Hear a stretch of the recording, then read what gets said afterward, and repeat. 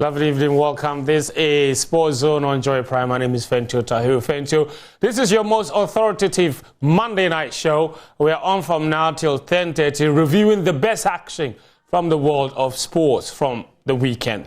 On our plates today over the next 90 minutes, CAF Champions League and Confederation Cup action returned. Two Ghanaian clubs were involved. They both suffered defeats. Medeama suffered defeat, of course, to Al Ahly. And after the game, they were taking pictures and selfies with players of Al Ahly. That has really enraged a lot of people. There are now questions being raised about the attitude of our players. Why are you on the field taking selfies with the players that you just lost 3-0 to? But is that really much ado about nothing, or there's legitimate issues there? What about the football itself? Can Medeama qualify out of their group? They're next up, of course, against CR Belouizdad of Algeria. That game will be on Friday in Kumasi. Dreams FC also lost their opening game against Club Africain. They're back home on Sunday against Rivers United of Nigeria. How far can they go in the competition? In the Ghana Premier League, back-to-back wins for Kumasi Asante Kotoko, but the absence of their head coach on the bench is causing a bit of controversy as well.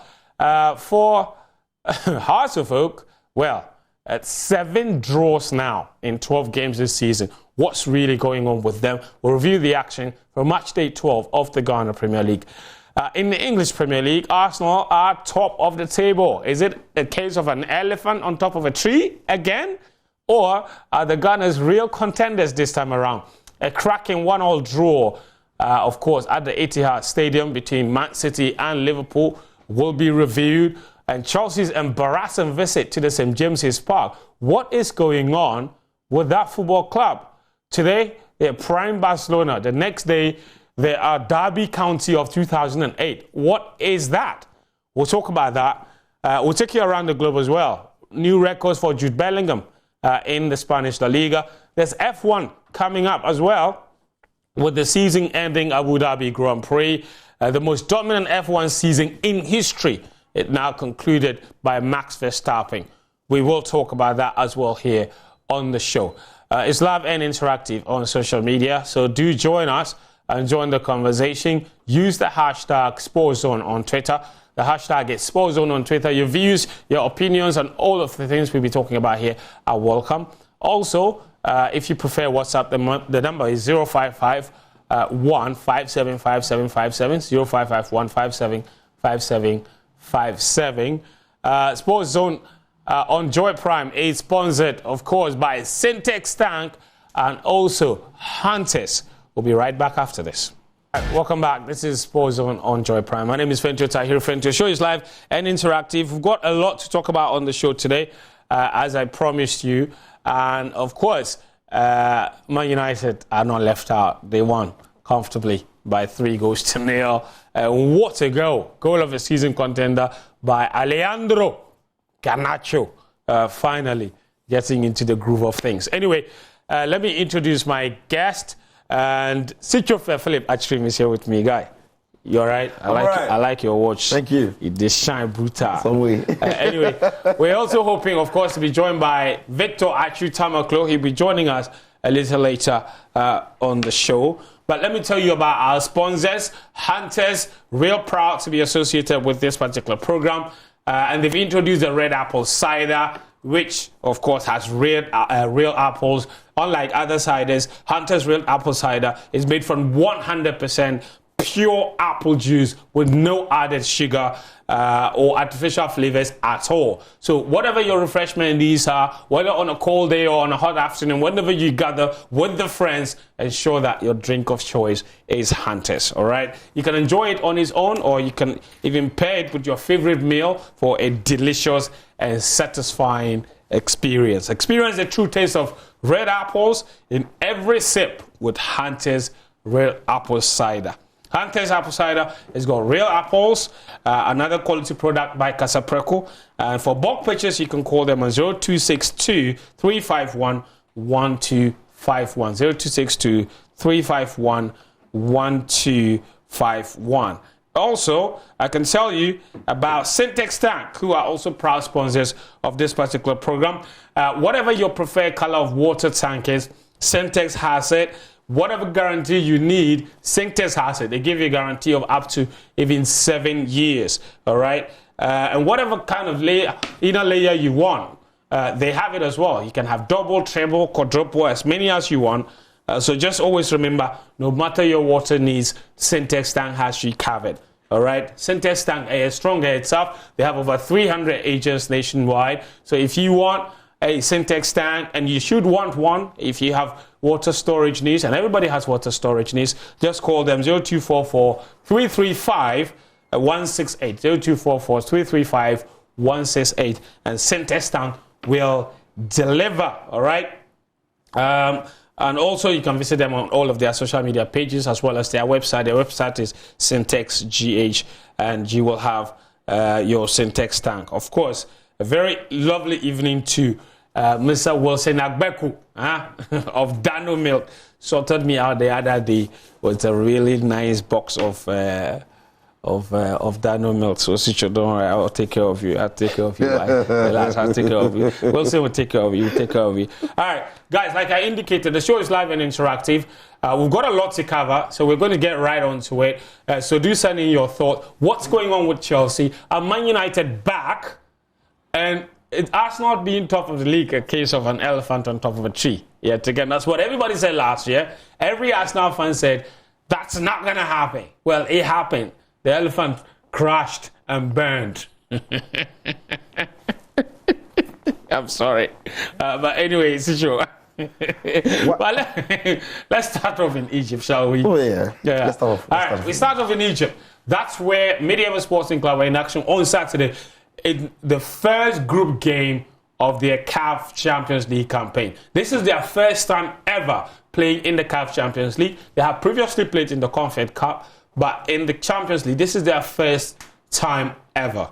And it was baptism of fire, their first game against the record champions, 11-time champions, Al Ahly, and it happened in the famous Cairo International Stadium. They started well, Medeama, of course, and then they ended up losing by 3-0 because the first half was 0-0, and they ended up losing by 3-0. So if you can roll the highlights for me, I would be very pleased to have them. But Sucho, you watched the game as well.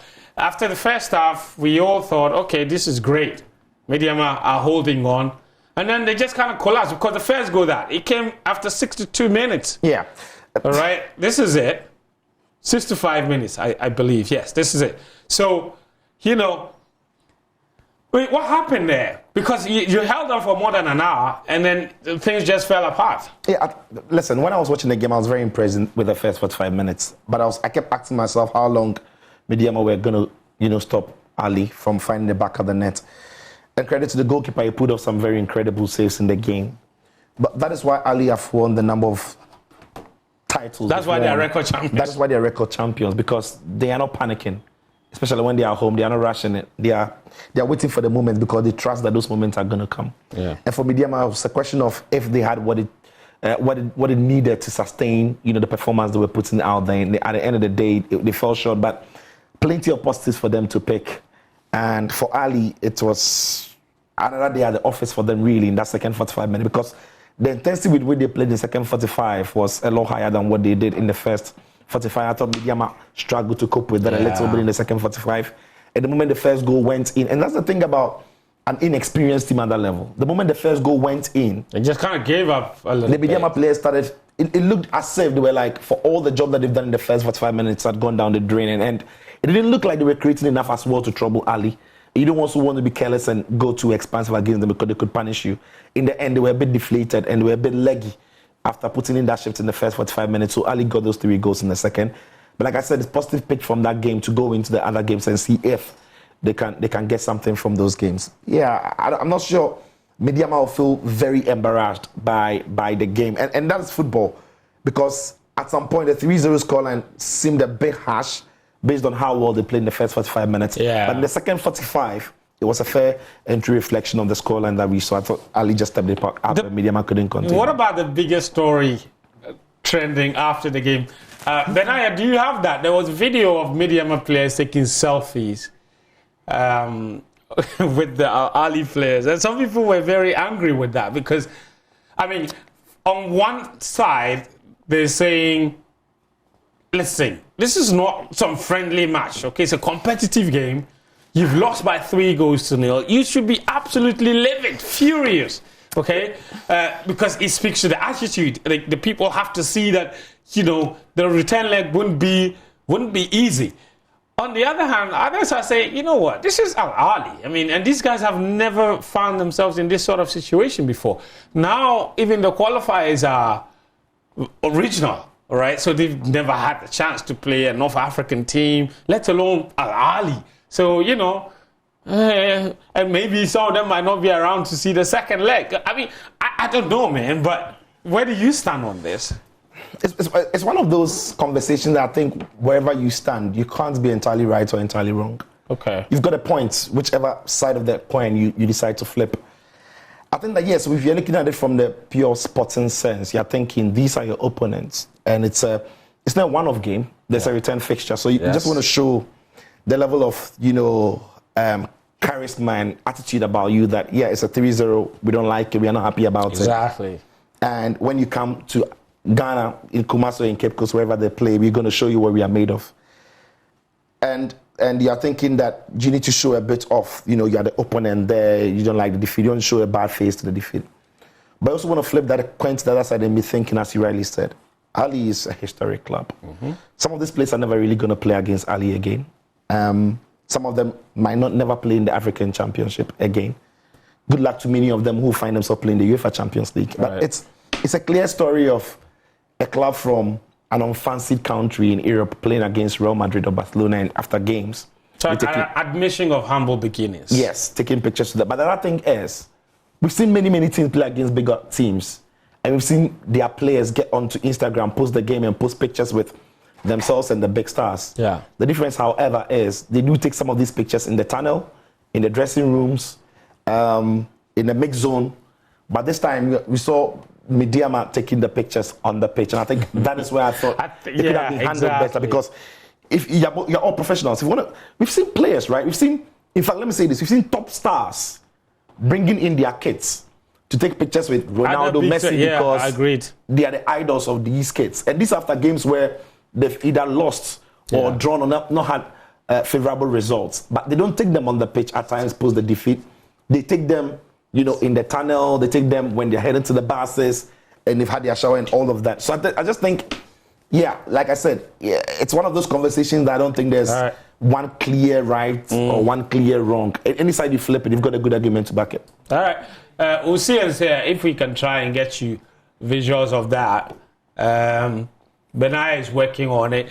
And I want to know where you stand. If you go and lose a competitive game by 3-0, is it right for your players right there on the pitch to start taking selfies with the opposition players right there on the pitch? Some way. Well, some way. On the pitch, like I said, it's on the pitch. But I don't mind if it was in the dressing room, it was in the mix zone, it was... I don't know what the motivation is.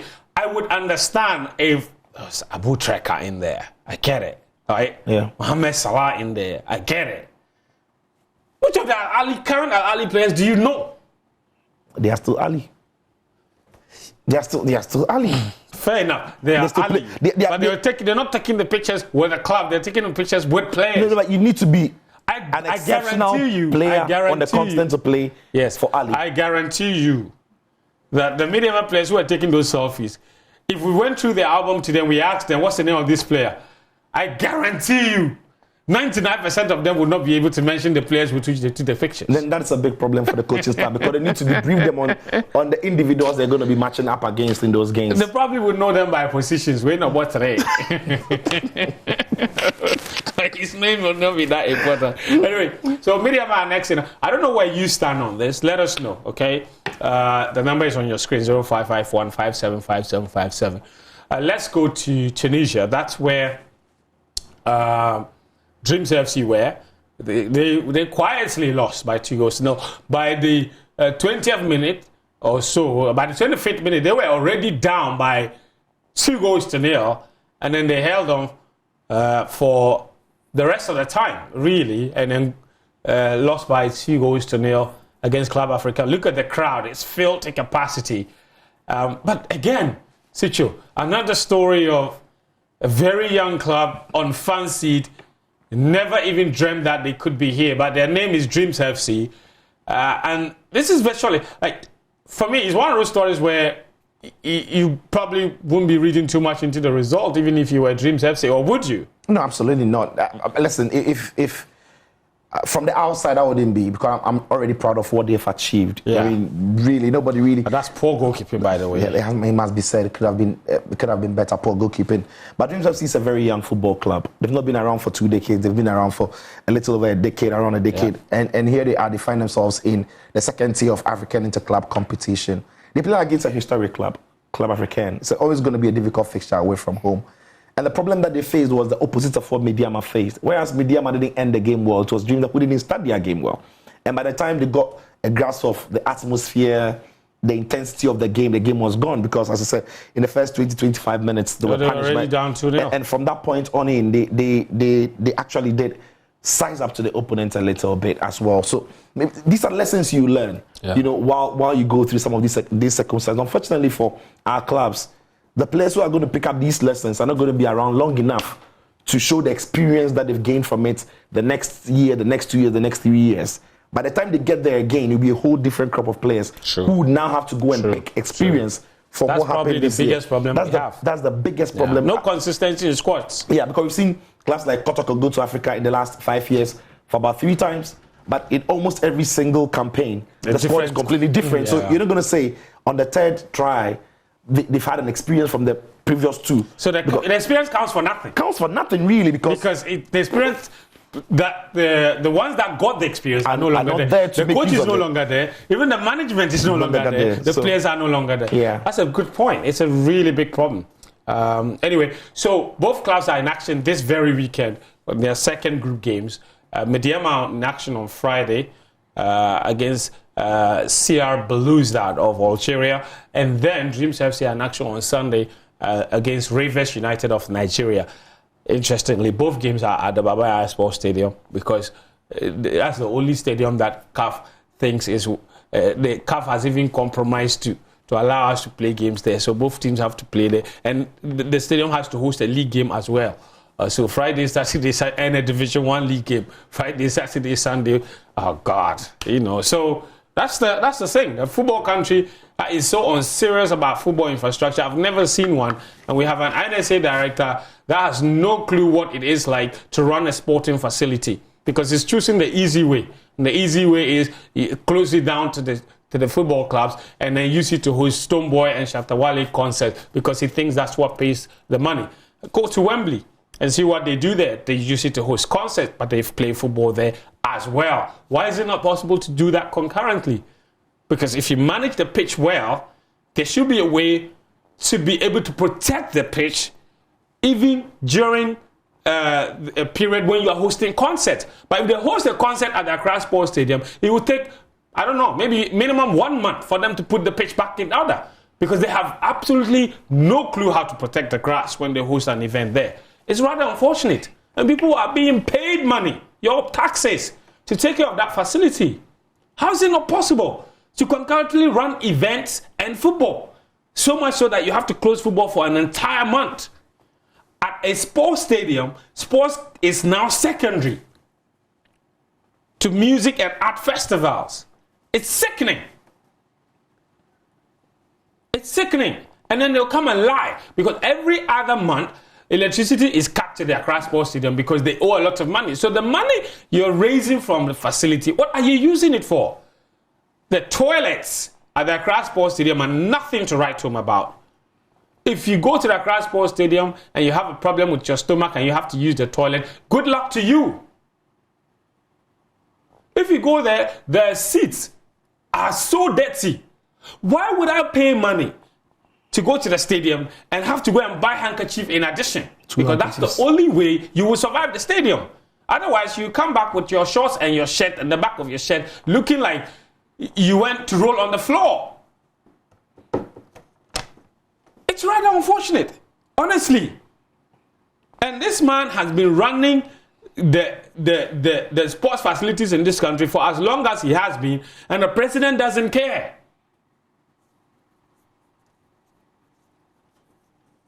Like, it's sickening. Like, I give up. We are not a serious football country.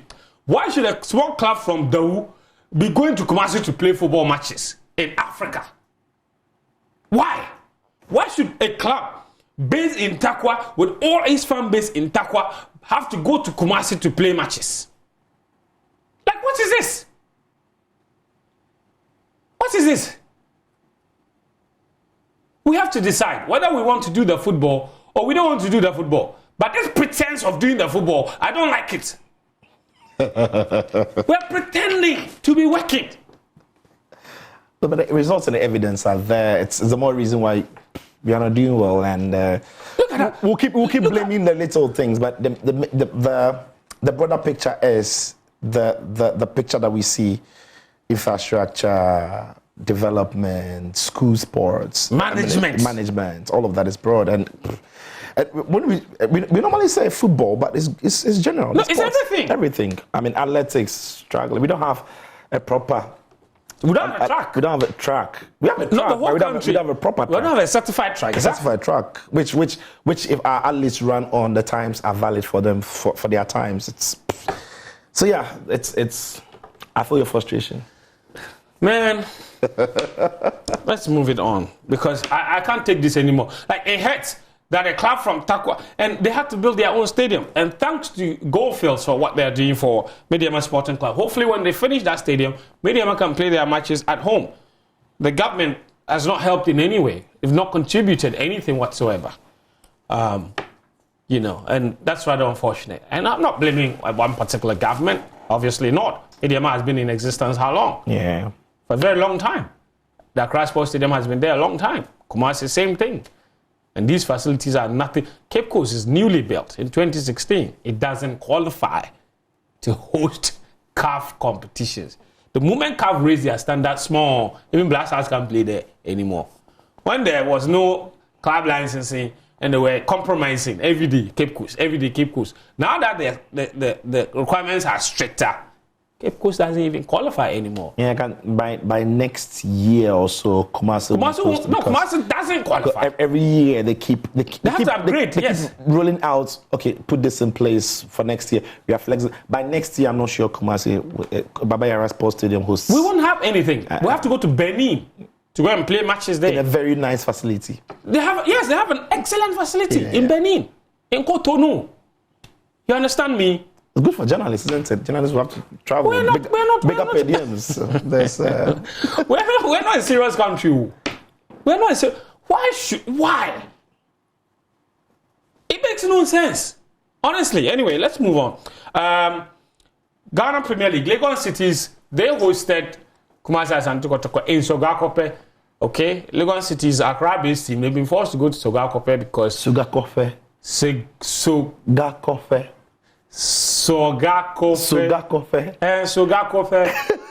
Yeah, no, that's not bad. Yeah, Sogakofe. Yeah, that's a link. It's a hybrid between P and F, right? Yeah, that's that. Yeah. Yeah, Sogakofe. That's right. Sogakofe.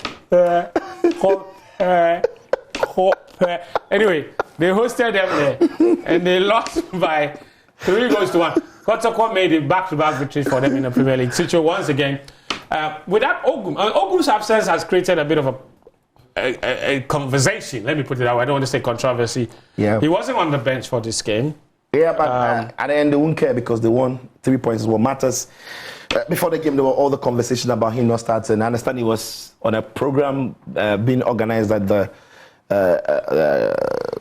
Pram, yes, for enhancement of his coaching. But yeah, the game had to be played. And I thought, again, Kotoko conceding from a free kick, a direct free kick. We've seen 3 or 4 times this season where Kotoko have considered from these scenarios. And again, I looked at the wall and I'm thinking that the ball is good, but it doesn't go very high over the wall. I just thought the part of the wall that the ball went through didn't jump and it didn't do its job. And the more reason why the ball could get over the wall. And that would be disappointing for the goalkeeper because look at the wall. He sets his wall well, but as the ball comes, that part, they don't jump. Yeah. And so once the goalkeeper has covered one side, the wall is supposed to cover the other side for him, and the wall didn't do his job. But listen, Kotoko have been under pressure the whole season. For them to go down by a goal in this fixture and come back and win by 3-1, it's what would impress the management of course, team. By this own goal. Yeah, the own goal initiated the comeback for for Kotoko. But I thought Lamptey had a very good game. His movements in midfield was good. Obviously, he's very used to the playing surface. I think he was happy to be back home, to be back onto this playing surface. But yeah, generally, I just thought it was Kotoko rallying back. And this pass from him to, the strike partner was brilliant. He just cut the defense open with that, gave the eye as he was going to the other side and just slipped it back to Bukwala, who in the end did also finish well. So yeah, credit to Kotoko. Okay, we'll see the last goal. But Victor Achutamaklo has joined us. You see his face in the bit after this final goal. Isaac Opon, really good to see him back. He was such a big influence last season, and he got injured. In fact, it was 2 seasons ago. Yeah. And he got injured in the middle of the season. Last season, he didn't really feature much. But this season is really good to have him back. I just hope he stays fit. Yeah, because that boy is talented kid. I was calling the game on him in Kumasi, and the commentary position from Kumasi is for TVs gives you the best view of the game because you're very high up the terrace in the country and you see the full pitch. And when you look at him off the ball and his movement and some of the positions he was picking, it was such a delight to watch. And anytime he touched the ball, you just felt something was going to happen. Magic. And he could weave past people as if. And the thing about him was his change of pace. He could slow the ball down and straight away accelerate. And I just hope that he's not blistering. I just hope that his injuries hasn't slowed him down even more because what he had was the way he used his body to maneuver, get past people. And he's got a very sweet right foot where from very acute angles he can still find an effort. So yeah, I wish him all the best on his return. Actually, there's something, by the way, good to have you. Thank you for coming. Yeah, you're not married, so why are you? It's not like you have to sort of. There's a niggling question that I need to ask about Kumasi Asante Kotoko. Okay, after Prosper Ogum called the experienced players politicians, right? It took them to now put the team in back-to-back victory. Yeah. What does that say about? I mean, obviously Ogum wasn't there, so I don't want to say Oklu picked the team. Because I don't know how much control he had. Because in fact, after the game, he gave credit to Ogum. He said he gave some pep talk in the dressing room. At halftime, Ogum gave the... Yeah. I'm wondering though, what has changed? Veteran coaching. The veteran, yes, exactly. The veteran players are literally the ones that are delivering now. Lamptey, McCall, all of them started this game and they delivered a come from behind victory.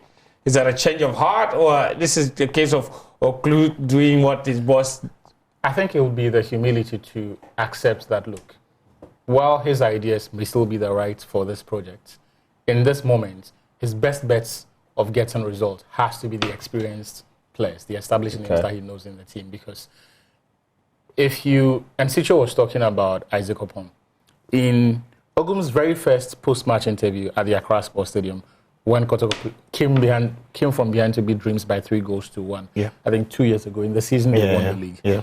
I asked him about Isaac Opon, and he gave something that I thought, while it was refreshing, will also create problems for him in the future if he did not find players of a similar ilk as Isaac Opon.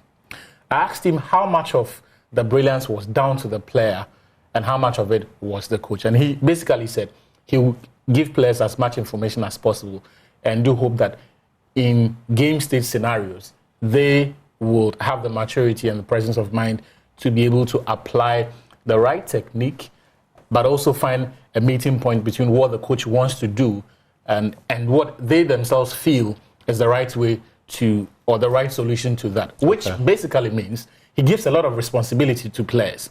So if you do not have established players who trust themselves, and that trust is born out of years of success from what they do, you're going to find problems. And I think that is a situation that has played out this season because a lot of the players there are young.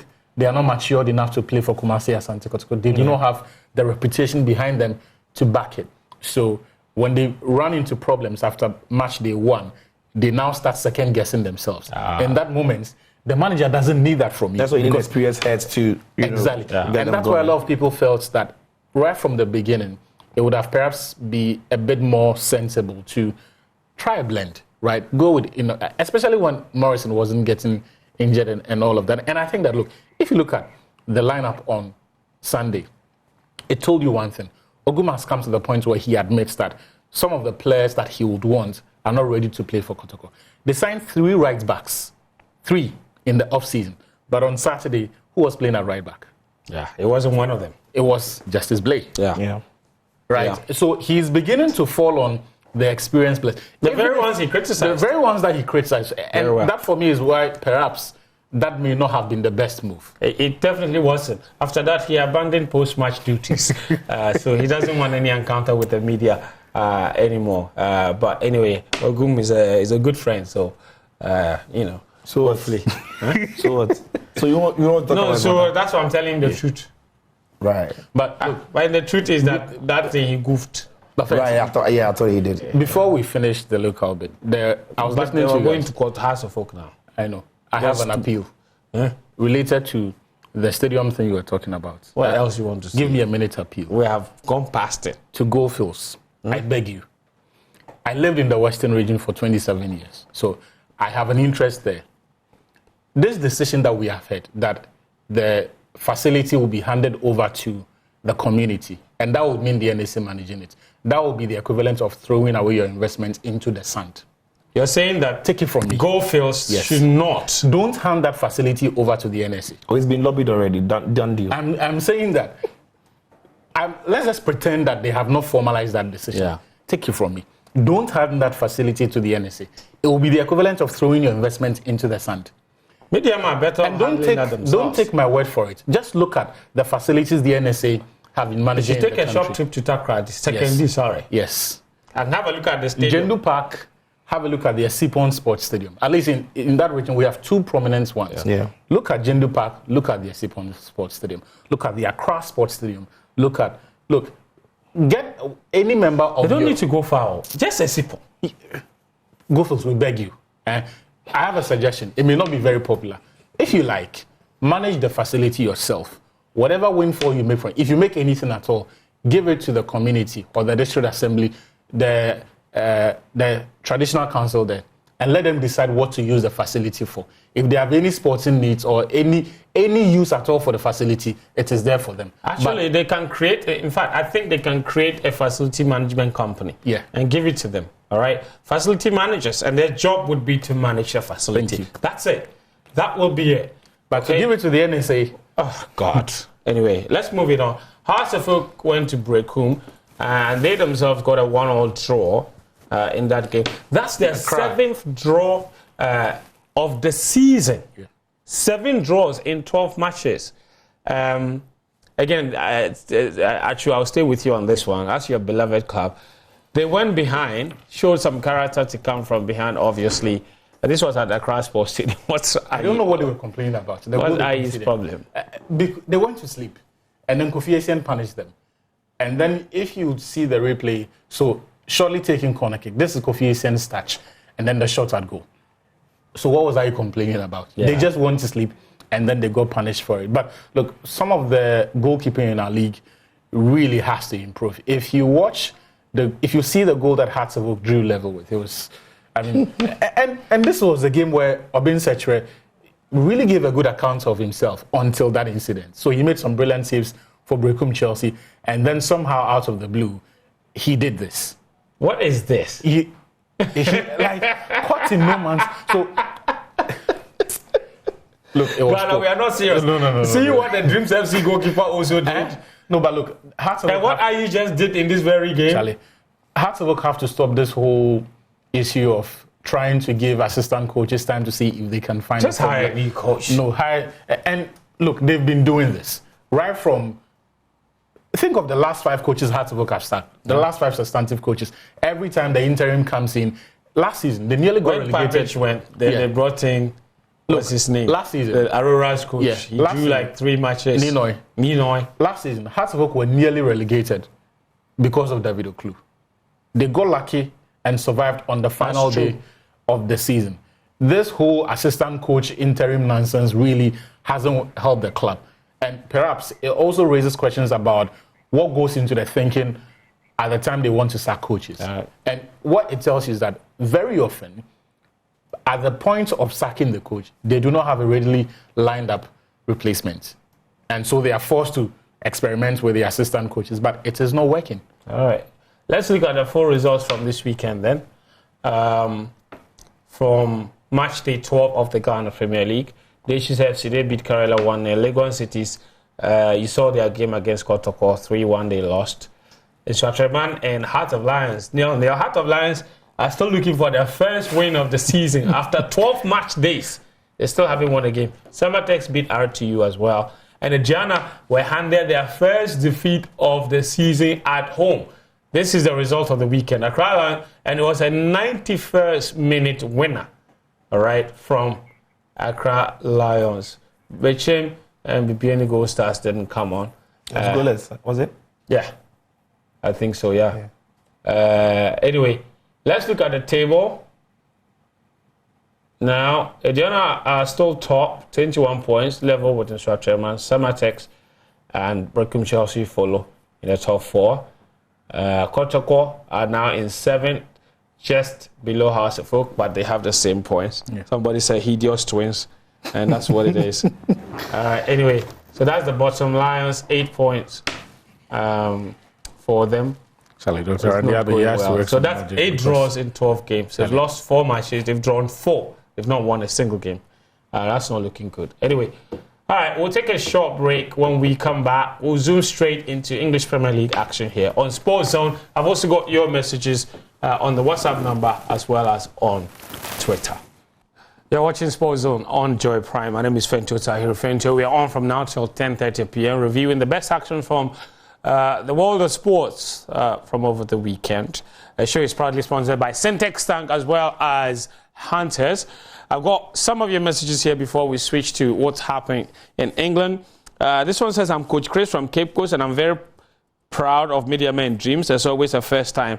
So we thank God it wasn't 6-0 and 6-0. He said Joy Prime Sports for life. All right, interesting. Locomotion from Kintampo says, I think the Medeama players were right because 3-0 is better than 4-1 against Newcastle United. Hey, Chelsea.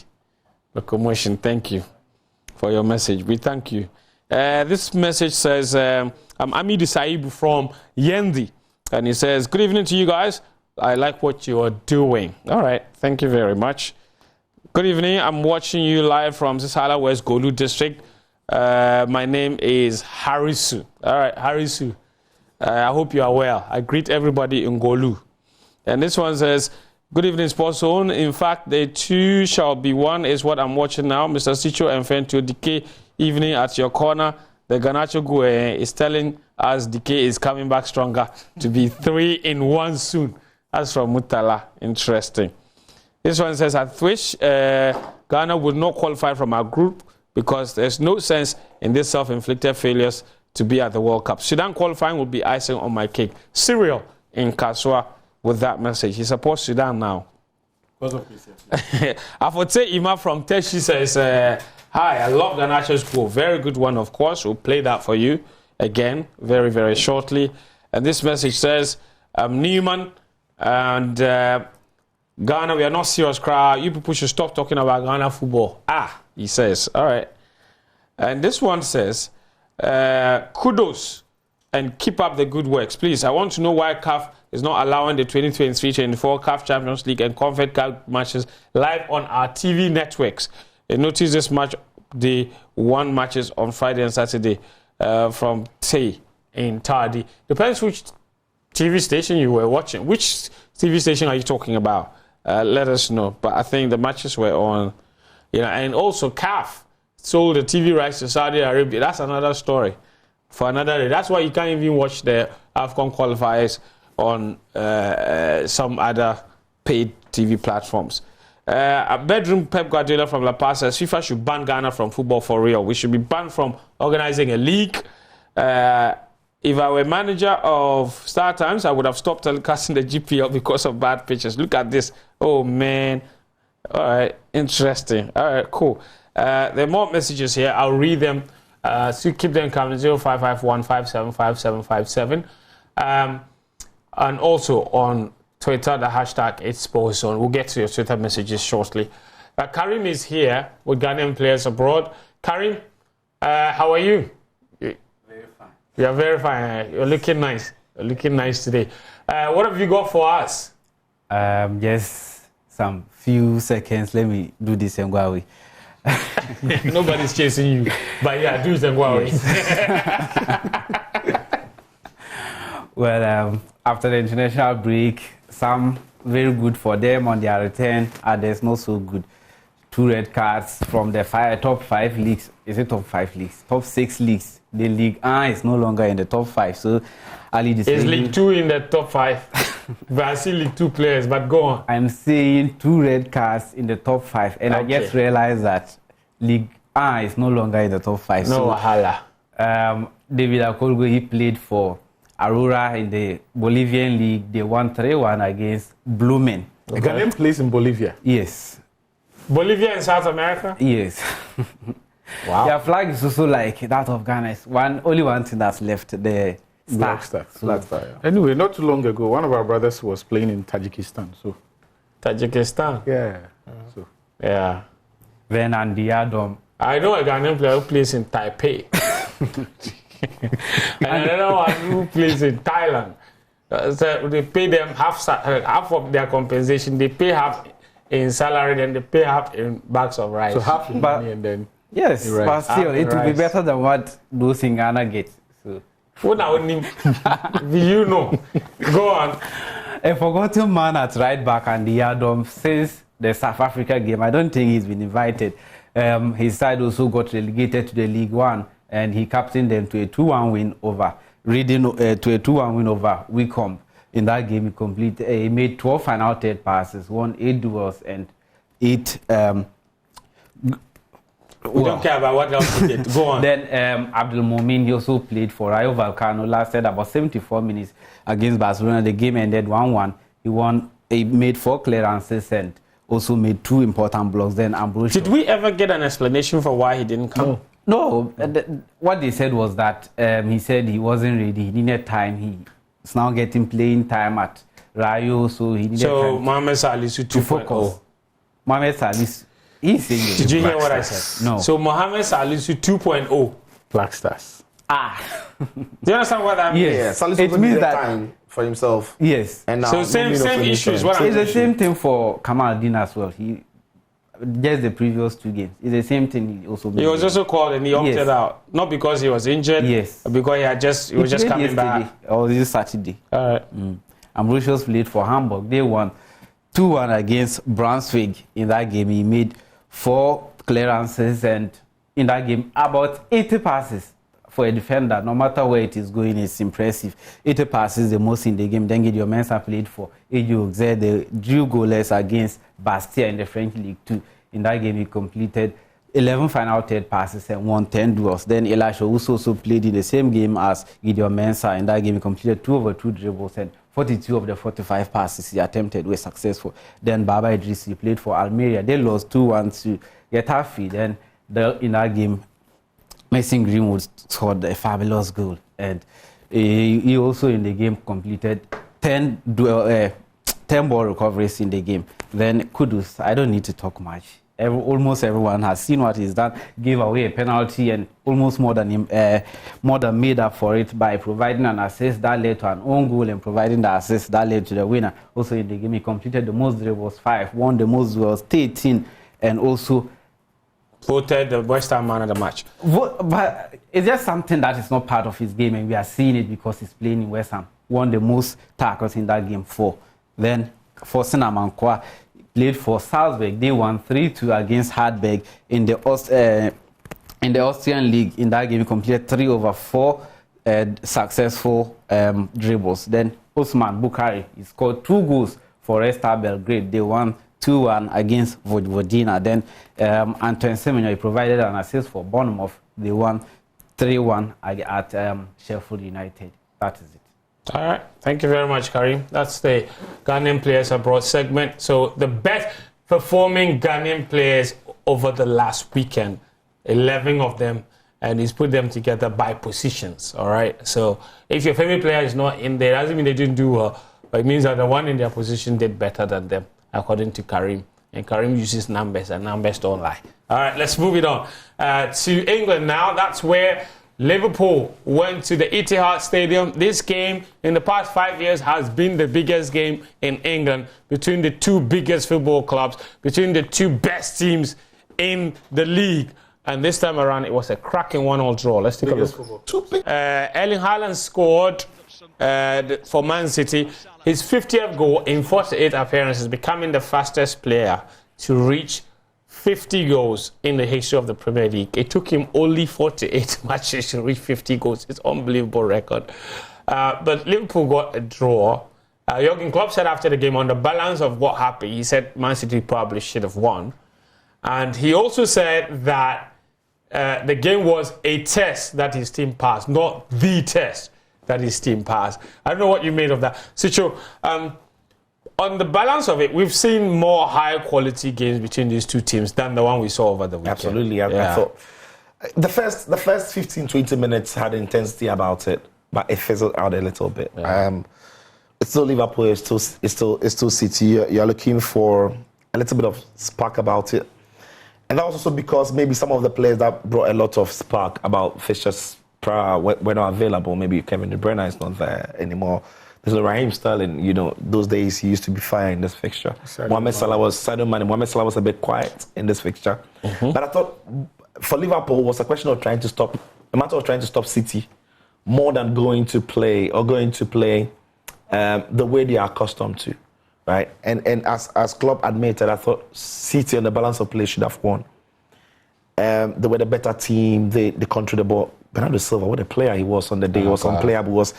He was causing massive problems. And City found him a lot. Yeah. Klopp actually said after the game was a problem. Yeah. He didn't understand why they found him so many times. Because of his movement. Yeah. That's the thing. When you got a player who's off the ball movement is intelligent, he knows where to be to find the space. And when you've got players so around him, it's just slippery and it's going everywhere. I thought he had a very good game. Yeah, Jeremy Doku at times beat people one-on-one, but his final flourish wasn't good enough. So it lacked a bit of that spark in that final third. Then City didn't put their chances away. But for Liverpool, it's a huge result for them in the context of the fact that they didn't necessarily play very well, but they didn't lose the game at Etihad. And Liverpool have not had a good record. I think Jurgen Klopp has won only once. He won in his first year in a job for Liverpool and has since never won at the Etihad in the league. So he was going into the fixture into a ground where he doesn't have a good record at. So for him to pick that 1 point there was good. And for me, the one highlight I picked was how bold Liverpool were to keep Trent inverting into the midfield against a Jeremy Doku who was always going to cause problems. Because it dragged McAllister or Szoboszlai to that side a lot. But Liverpool benefited because in the end, it was Trent arriving from that position that got on the end of the Mo Salah layoff. And his first touch to set himself up for the flourish was brilliant. I thought just that one touch to give himself that extra yard and ping the ball into the back of the net was good. But yeah, ultimately, City have yet again shown that in big games, they have not necessarily hit the mark as we expect of them this season. The only big game that they've won is not against Manchester United, but ever since then, they lost to Arsenal. They've drawn at home in this fixture. And that is where maybe then Pep will be a bit worried that they're not putting away some of these chances. But the trends... Yes. What really would have been the alternative if Klopp doesn't go that way? Because the midfield itself is very brittle. And that's the Haaland goal there. Yeah. But I wanted you to focus on this guy, to be honest, because, listen. Erling? Yeah. Actually, listen, what he's doing is a little unreal, to be honest. No, it's not. He's a freak force of nature.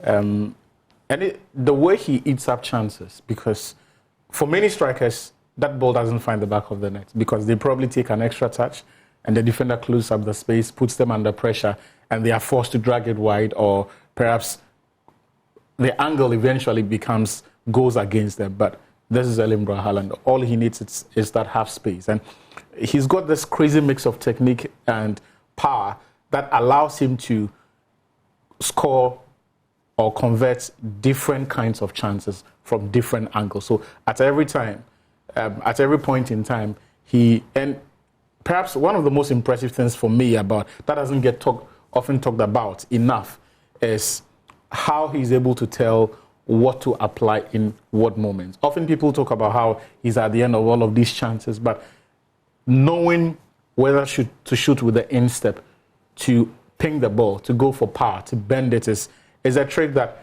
is reserved for only the masters.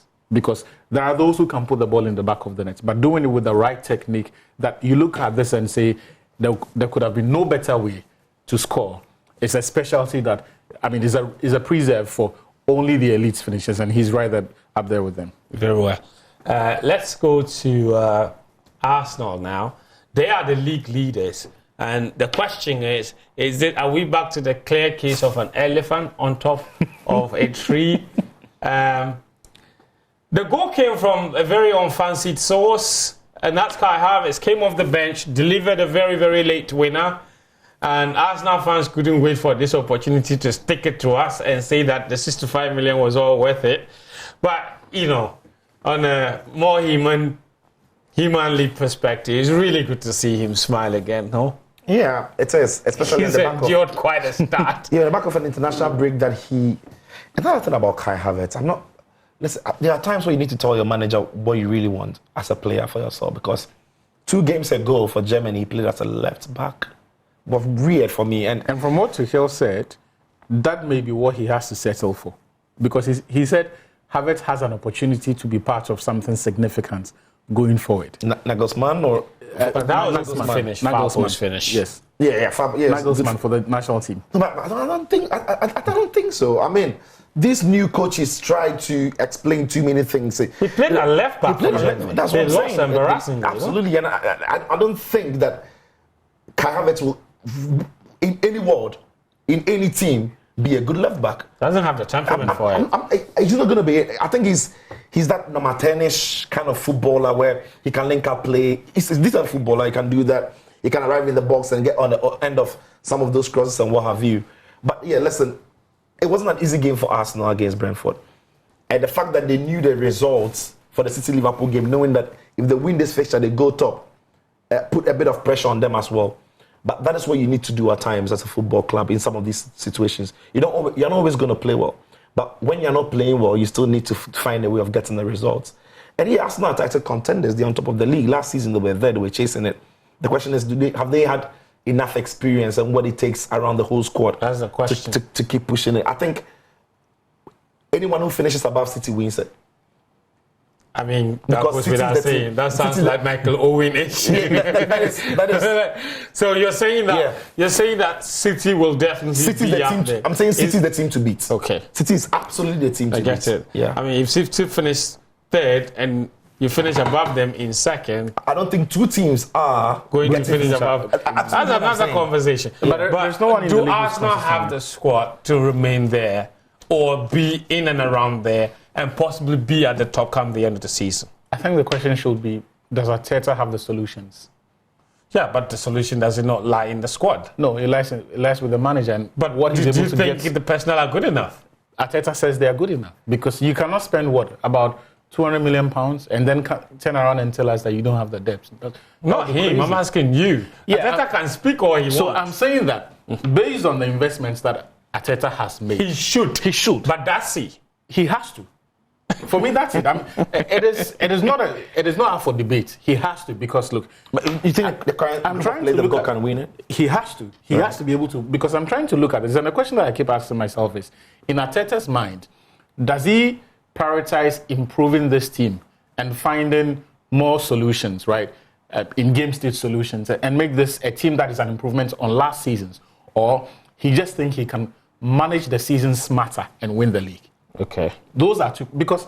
Yeah, those are two separate things. Two separate things. I was thinking of what value his investments have brought to Arsenal in the past. I don't think it has improved the squad at all. That's my personal opinion. The only value they've got out of their investment has to be the value of availability from Declan Rice, because Rice is not an improvement on Partey. He's only been available when Partey is not available. So, but that's a big deal. That's a big deal. But are you telling me good, but if you don't play, you're useless. But friends, who pays north of £100 million for availability? Unless it wins you the league, that's a bad investment. I actually do think it was one of the other reasons they signed Declan Rice, because his injury record is excellent. He doesn't get injured. So I'm just saying always that, there. I'm just saying that availability argument only makes sense if it delivers the Premier League. Come the end of the season, it will be justified to have spent north of £100 million for availability if it delivers the league. Because if we are to...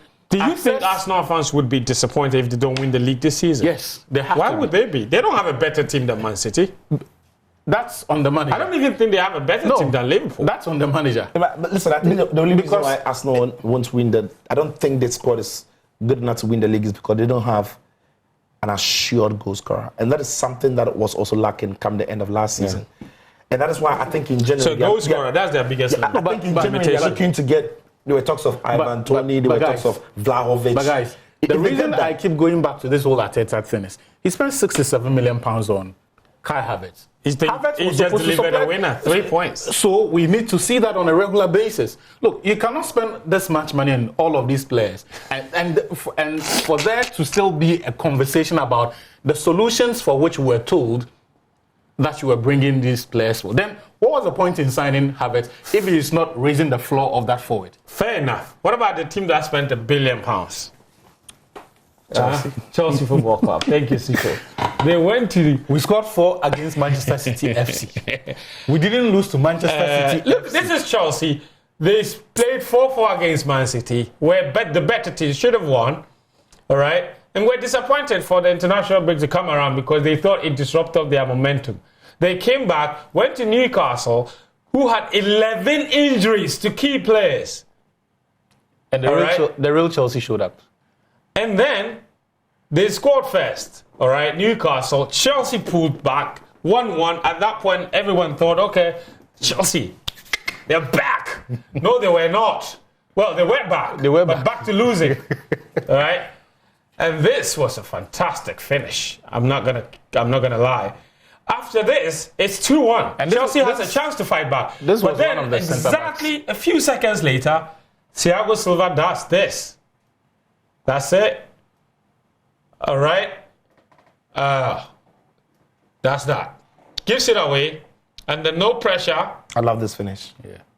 Yeah, it's a fantastic finish. It's just emphatic. No messing around. Gives the goalkeeper the eyes. Joelinton. Yeah, just emphatic. A bit of hesitation from Thiago Silva. This is unlike him. Not sure what he was trying to do. But anyway, at this point, it's 3-1. If anybody thought there was still any slight hope of comeback, that was all eclipsed after this went in. Yeah, my best goal of the night. But this was some really bad defending because he saw Anthony Gordon take off, didn't stay with him, just relaxed. So you see him right from the moment the pass was made. Madueke's, what's his name? Badiashile saw him, didn't track his run, allowed him to get the ball, control it, and then shoot past him. It's a defender's nightmare when a striker is running on your shoulder because you're not sure if you take the initial step, you're going to play him offside, especially if you are not supposed to be the last one. You are betting on the fact that you're on the right side of the line, and so you don't want to be the one stepping back to get him on because if he takes off, Gordon is quick. You're not going to catch him. Because he's going wide. The moment he steals a match ahead of you and takes off, you have to follow. From that point, it is no longer a question of the offside trap. But the point is, because he doesn't follow, he doesn't put him under pressure. At that point, Gordon gets the ball, turns to face the goal, right? And in that moment, Badiashile is disadvantaged because he doesn't know which angles he's defending. And in that moment, for the forward or the midfield, whoever is in possession of the ball, it's all about the angles. That's fair. But the biggest issue that Mauricio Pochettino pointed out, that everybody saw watching this game, was the attitude. He says Chelsea were so weak in every single challenge. In fact, Thiago Silva even said it after the game. Like, what is going on with that? I think it's more of a Newcastle plotted than... Every team feels weak against Newcastle. It's being a theme. Not at this point. I mean, at this point. No. It's being a running theme with Chelsea. I'm saying that at this point, you know what to expect when you go to Newcastle. But so you can't make excuses. People go to Newcastle and begin to look like they are not fit. And that's the thing about Newcastle. It's either you are matching their intensity or you are slowing the tempo of the game. Because when you begin to match their intensity and you're not fit enough, you're going to have problems dealing with Newcastle. I think Chelsea were undone by moments in this game, and one of those moments was the Thiago Silva error. One of the other moments were some half chances that a better finisher puts them away from Jackson Martinez, and that would take Chelsea to 2-1. If those chances went in those moments went in favour of Chelsea, the narrative of the fixture changes, and then Thiago Silva soon after makes the mistake that puts Newcastle 3-1 up. Rich James' moment comes and it's one man down, and Gordon runs into that same space and causes a problem. So I agree Chelsea's intensity and the way they were fighting for the second balls wasn't great. But not many teams go to Newcastle at the St. James's and win those second balls. Ultimately, I thought Newcastle showed that they wanted it a lot more because they were just the intensity was just there. The crowd was up, and they were properly backed, and they got their ass together. For Chelsea, it was those moments that they didn't take, and those moments that Newcastle punished that took the game away from them, and it looked terrible on the day. Unbelievable. And Chelsea remain in 10th position. And somebody sent a message earlier that I wanted to say. It said Chelsea have not Chelsea have not gone above 9th position for the whole of 2023. That's wild. It is wild. I find that message. I think it was on Twitter. Somebody sent in that message. Let's go to a team that is rediscovering its form, and that is Manchester United. All right, they took on Everton.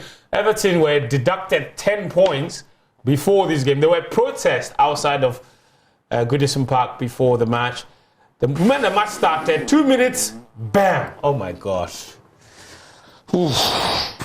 That is a special goal. Yeah. All right. What does this remind you of? I think two.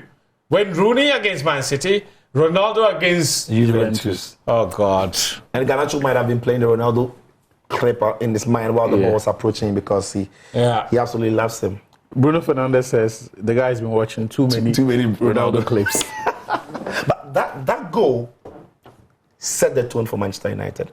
Largely because, like you said, because of the protest, the Everton fans, they were furious, like, and the noise. They were fiery. Because it was like a siege mentality where you're going to create and say it's us against the rest. Yeah. The Premier League has back 10 points. They don't want us to be in the league. Blah blah blah. So the atmosphere was buzzing. Then that goal comes under 5 minutes and it completely shuts the entire atmosphere. United won by 3-0. But I think for Eric Ten Hag, he's the coach. He's going to be analyzing the game. Oh, by the way, look what we just brought back. Yeah, the Wayne Rooney. I still prefer the Garnacho one, to be honest. You think this one was better than the Garnacho one? I prefer Garnacho's effort. The reason your is... heart doesn't move here. No, the reason why I prefer Garnacho's is because of the deflection it takes after Nani crosses the ball. It slows the pace of the cross, one, and it gives Rooney's... but it also means that Rooney has to readjust. That wasn't his original position. Rooney didn't really have to... He had enough time to readjust. Look at this. But Garnacho has to backtrack. And that's difficult. Garnacho has to backtrack about 3 steps. Took like 5 steps, actually. Yes, to make this happen. And while backtracking, he's keeping an eye on the ball. And watch this again. Jumping to... Watch where... To as the cross comes in, see Garnacho. 1, 2, 3, 4, 5. 5... You know, and when you look at Rooney's again, Rooney had enough time because of the deflection of the ball that slowed down the pace on the cross. Look at this. So Rooney just stands there. So Rooney doesn't necessarily have to, backtrack as Garnacho or change his body orientation entirely. Reorientate. You know what? Because he was waiting for it. And I agree with the explanation from Sisho. Garnacho's was more difficult to pull off, but aesthetically, Rooney's was more pleasing to watch. Aesthetically. Who had a cleaner connection? Because Rooney, it came off like a shin. More powerful. Rooney's ever came off the shin. But Garnacho's connection was picture perfect. It's almost like you're playing a video game and it's because it's algorithm. Everything lands on the player's feet. Benaya, do you have the Ronaldo one? I would have loved to see that one as well. Because that would have given us an idea. And that, in terms of movement, realigning yourself and adjusting is even more difficult than these two. Judging from where he was coming from. Brilliant. But there were 2 storylines in this game that I'm very much interested in. One would be Kobbie Mainoo's performance. Yeah. And now reports are that the Ghana FA are doubling their efforts to try and get him. The English FA as well are trying everything to try and get him. And then the other storyline would be, obviously, Andre Onana. He has the joint most clean sheets in the Premier League, 5, alongside Sam Johnston of Crystal Palace, for a player that started the season as poorly, in quotes, as he did. It's rather surprising to see his name on top of that clean sheets list. First, Kobbie Mainoo, Aishu. He's a brilliant player, but the Man United environment is hardly an enabling environment for any player to thrive. So he should leave. That's not what I'm saying. So what are you suggesting? So he'll profit from some stability in the environment. So you should leave? No. But he has stability at Man United. There is? Yes, there is. But it's not an enabling environment for anybody to thrive. Okay. But pause on Kobbie Mainoo for me. I want to show you the Ronaldo goal now. And then we compare those 3 goals, right? Roll it. This is Ronaldo Okay.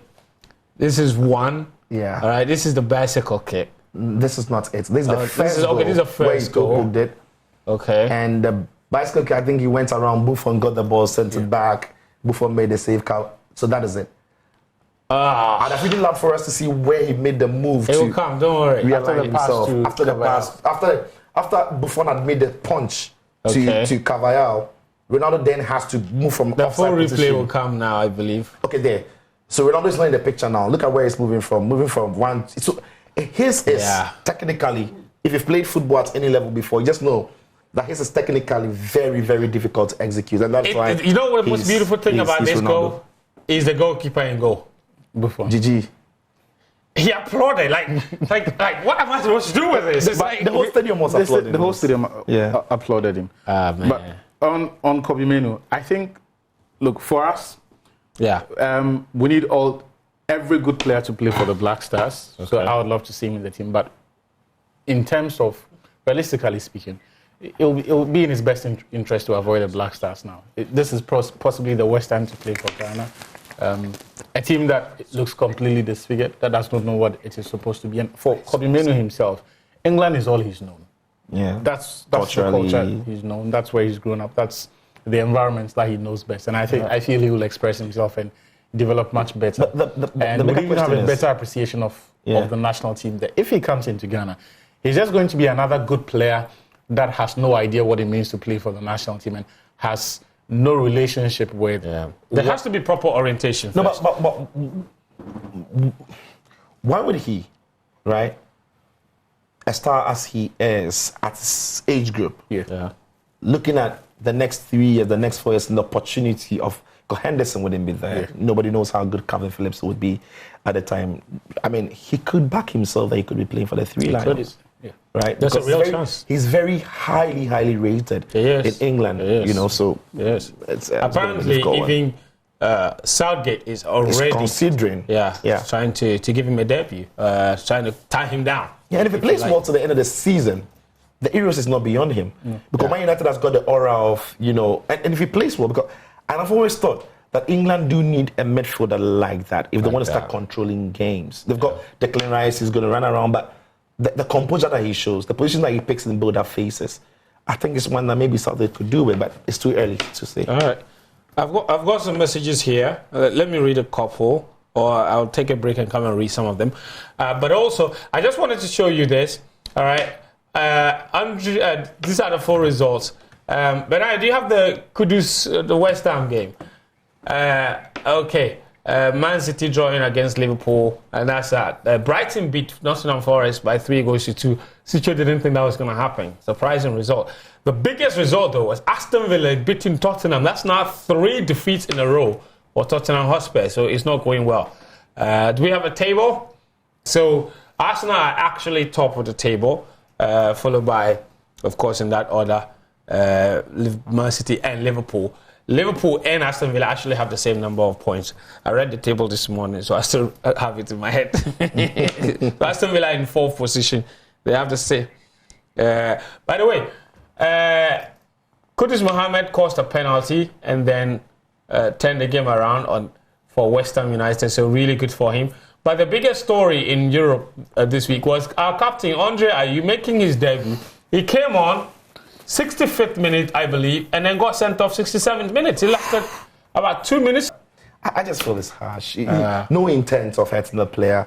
He's just trying to ride the challenge and boom. But the referee... If you want to apply the law to the letter, you would then want to assume that players at all times have control of every fiber of their body, every muscle movement of their body, so that you will then interpret any such contacts to be deliberate. The law is the law. This could have broken his leg. No, but now they're saying that being deliberate is out of the question now. Yeah. It's got to be whether the significant contact. It's causing danger. Yeah. That's fair. We'll continue this debate shortly. But now it's time to take our final break. When we come back, we'll have more of your messages. And we have La Liga to show you. Jude Bellingham just can't stop setting records at Real Madrid. You're watching Sports Zone on Joy Prime. All right, welcome back. This is Sports Zone. We're on the last leg of the program. I'll take a couple of messages before we take you to Spain. This one is from King Selassie in Adenta Panta. He says Maguire is still a bad defender by shipping 3 goals to Newcastle, 3 to Man City, and 4 to FC Copenhagen in the space of a week. No improvement from him this season. Wow, that's wild. This message says, I'm watching all the way from Liberia. Thank you very much. Went fan Twitter about James and later came back. So funny. Somebody is calling me out on my Twitter activity. Nana Kwame Benton from America House says, anybody that tries to convince me Kobe Menu to or convince Kobe Menu to play for Ghana, that person is Kobe Menu's enemy of progress. Oh, Ghanaians. This one says, I'm looking forward to Newcastle and Man United match. We've shown you that as well. And this one says, I'm watching you live from Ilorin, Kwara State of Nigeria. I just want to comment on the football pitches in Ghana. It's quite unfortunate there haven't been any improvement since Ghana gained independence in the 50s. It's an eyesore to see Ghana Football League being played on secondary school pitch in modern day football. Interesting message from Ilorin, Kwara State of Nigeria. All right, let's go to Spain. Jude Bellingham scored his 14th goal of the season in just, of course, 15 appearances. And he's now overtaking Cristiano Ronaldo and even Ferenc Puskas or even Alfredo Di Stefano, who both scored 13 goals in their first 15 official appearances. He's now scored 14. The more impressive thing about Jude Bellingham's record is that he's even a midfielder, while the others are attacking or strikers or goal scorers. It's unbelievable the kind of start this kid has had to his career. That's over 100 million gets you, not the players that, you know, when you pay the top dollar for players. So you mean Achu is right? Yeah. Not top dollar to come and be available. No, like, well. So because I know where he wanted to go. I've changed the thing. No, what would Ancelotti have said? Wait, what would Ancelotti have said to Perez that, okay, Benzema is gone. Even though you spent £100 million, I still want you to sign someone else to come and score the goals or provide what this team lacks. Yeah. Anyway, so that's Jude Bellingham's goal. They won comfortably. They are now top of the league. Barcelona, on the other hand, they drew 1-1, unfortunately, at Rayo Vallecano. I think many people saw that coming. I think we did a space and somebody said, you know, Barca don't do well here against these teams. No, and away from post-international breaks, Barcelona are not good. Yeah. And away to Vallecano, it's always difficult. All right, Champions League Tuesday and Wednesday. Lazio, Celtic, Shakhtar Donetsk, Antwerp, Dortmund, Milan. Watch out for that group because that group also has PSG and, of course, Newcastle. And you know what the points are? It's 7-6-5-4. It's unbelievably tight. Who do you see going through? Your picks, Man City have already qualified. But in that group, PSG, Newcastle, that's a revenge? Yeah, I think it'll go down to the wire, but I think PSG will go through, and it's between Dortmund and Milan for me for second place. All right. What about the Wednesday games? Well, the Man United are playing on Wednesday against Galatasaray 5-5. That game is a crucial one for United. Listen, I think it's going to be a difficult fixture. They've won the last 5 in the last 6 Premier League games, but I think this is a difficult task for them. I don't see them winning. All right. We hear you people. Anyway, we just know we are going to win. No, yes. Thank you, Achu. Thank you, Zicho. That's our show for tonight. My name is Fentio. Thank you all for watching. We'll be back again next Monday. Until then, take care and bye-bye.